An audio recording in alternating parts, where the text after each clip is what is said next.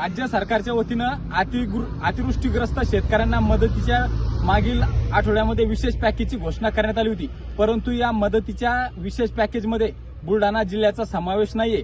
शेतकऱ्यांना फक्त दुष्काळामध्ये ज्या सवलती दिल्या जातात त्याच फक्त शेतकऱ्यांना मिळणार आहे। त्यामध्ये लाईट बिल असेल किंवा विद्यार्थ्यांचं फी माफ करण्यासारख्या काही किरकोळ सुविधा त्यामध्ये देण्यात आलेल्या आहे। पण सरकार आणि सरकारमधले लोक जे गाजावाजा करतात की शेतकऱ्यांना आम्ही 18,000 रुपये हेक्टरी मदत किंवा 20,000 अशी काही पोकळ घोषणा देण्याचं काम सरकारमधील लोक आणि सरकार करत आहे, त्या मदतीच्या सर्व घोषणेमध्ये आपला बुलढाणा जिल्हा नाहीये। जो शासन निर्णय सरकारने या ठिकाणी काढला होता त्या शासन निर्णयाची आज आम्ही एसडीओ ऑफिस कार्यालयासमोर मेकर येथे या ठिकाणी होळी केलेली आहे आणि आमची शेतकऱ्यांची मागणी आहे की बुलढाणा जिल्हा या विशेष पॅकेजमध्ये त्या ठिकाणी बुलढाणा जिल्ह्याचा समावेश करावा आणि जिल्ह्यातील शेतकऱ्यांना सुद्धा इतर जिल्ह्याप्रमाणे मदत देण्यात यावी।